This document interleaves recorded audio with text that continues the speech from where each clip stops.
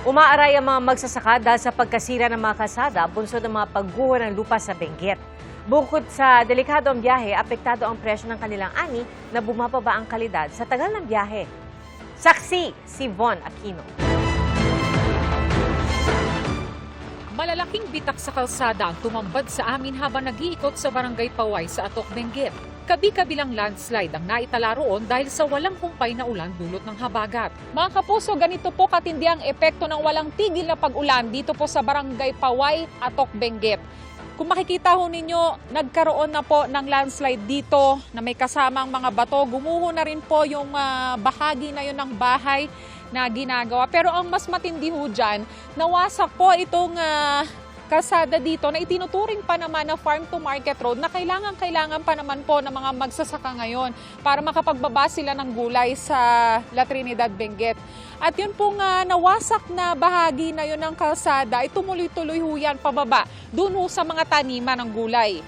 Stop and go ang traffic sa Halsema Highway dahil sa mga rock slide at landslide. Kaya humaba ang pila ng mga sasakyan na karamihan ay nagbabiyahe ng gulay pababa sa La Trinidad. Patuloy ang clearing operations.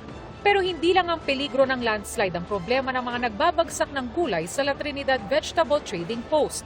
Napapahaba ang biyahe kaya bumababa rin ang kalidad ng gulay pagdating nila sa bagsakan.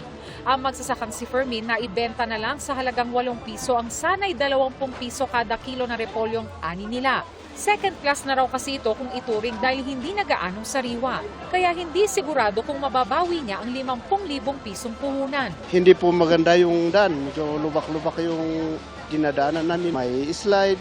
Hindi po maganda yung daan. Mahirap yung mga sasakyan namin. Pagdating sa mga trader, binili ang mga repolyo sa halagang 10 piso.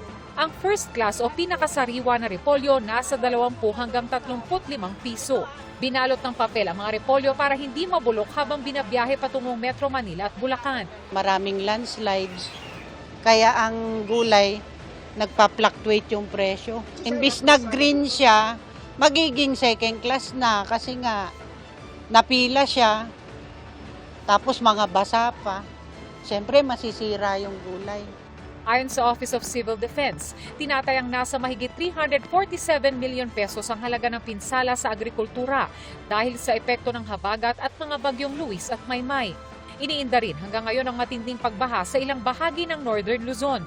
Sa Pangasinan, mahigit 1,000 pamilya ang nananatili sa iba't ibang evacuation center. May pagbaha pa rin sa 79 na barangay sa lalawigan. Noong mga nakaraang araw po, sir, may mga nilagnat. Ina-isolate po namin sila sa second floor. Tapos, binigyan ng gamot, ni-referred sa doktor. Tapos, minonitor namin continuous every 6 hours.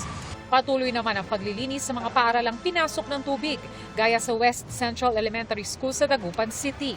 Pero may mga paaralang lubog pa rin gaya ng Dagupan City National High School. Sa Zambales, 5 flood control project ang napinsala dahil sa mga bagyo at habagat. Kabilang dito ang mga flood control project sa mga bayan ng Santa Fe at Botolan.